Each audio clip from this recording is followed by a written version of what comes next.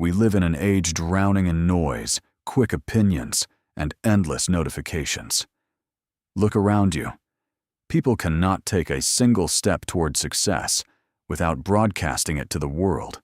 They run a mile, they post it. They read a page, they share it. They form a plan, and they immediately whisper it to anyone who will listen. But let me ask you a brutal question. If your plans are so powerful, why are you still in the exact same place you were last year? Listen carefully to these first words, because if you've come this far, it's possible that you're tired of running after things that always seem to slip away when you want them most. What no one tells you is that the moment you start chasing, you're already losing. Every time you open your mouth to speak about what you will do, you are leaking your power. You are trading your actual execution for a cheap, temporary hit of dopamine. You want the applause before you even step onto the battlefield. Stop. Shut it down. Welcome to the silence of progress. I know how you feel. I know that burning desire inside your chest. You are tired of being overlooked. You are tired of being the man who is never noticed. You want your family, your friends, your ex, or the people who underestimated you to know that you are changing. You want them to see that you are building something massive. So, what do? You talk. You tell them your business ideas. You tell them your fitness goals.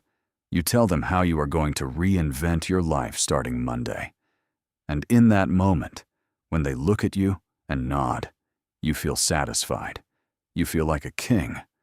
But it is a lie. It is a psychological trap. The ancient philosophers understood that chasing is born from lack. They taught that whoever desperately needs to be seen hands their freedom over to someone else's judgment. When you cling to their approval, you tell the world that you are not enough on your own. You are addicted to external validation. What happens after you talk? The energy evaporates. The fire dies out. The pressure that should have driven you to work through the night is released through your mouth. You spent all your currency on words, and you have nothing left for the actual bricks.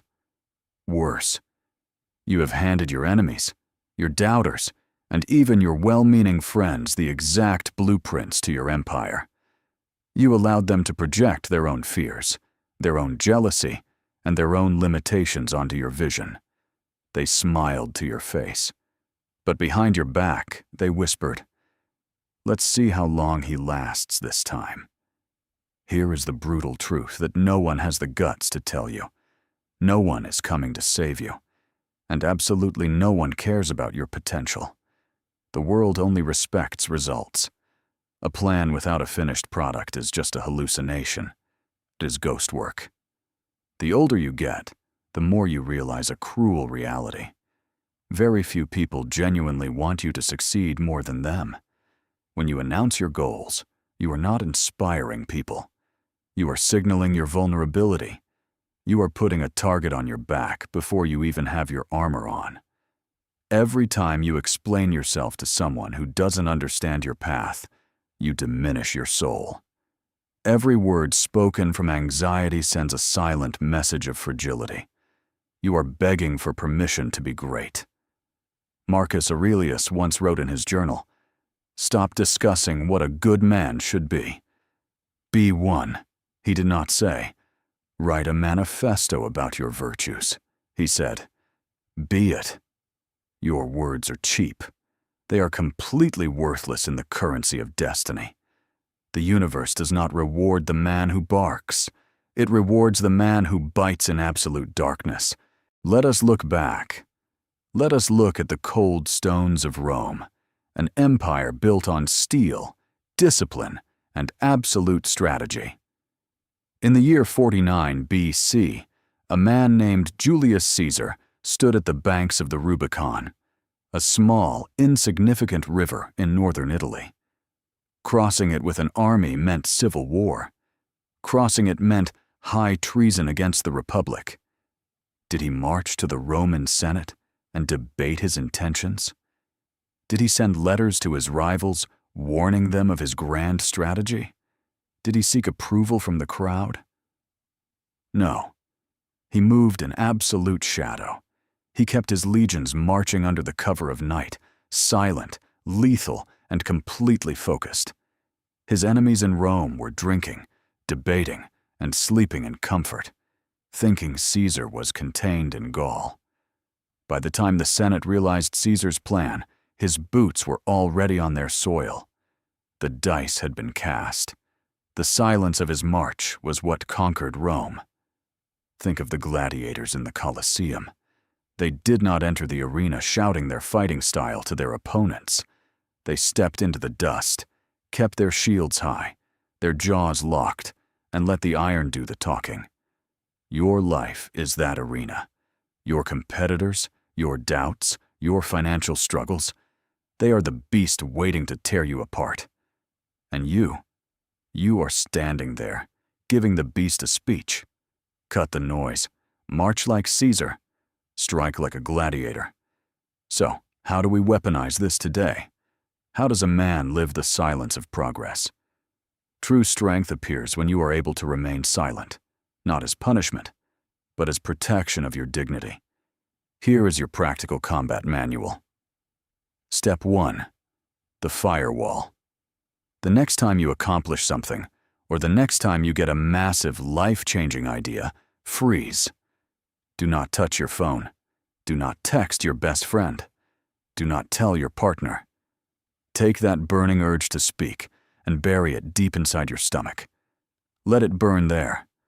Let that heat turn into raw focus, and let that focus turn into unshakable execution. Step 2. Build a hard border. When people ask you, "What are you working on lately?" you look them in the eye, you smile calmly, and you say, "Nothing much, just surviving." Let them think you are ordinary. Let them think you are losing. Let them think you have given up. Their total misunderstanding is your greatest camouflage. Step 3. Execute in the dark. Work when they sleep. Learn when they party. Build your wealth while they are buying useless items to impress people they don't even like. Greatness is forged in silence. The world only sees the podium, never the knights. You do not need an audience to be disciplined. Epictetus taught his students a profound lesson.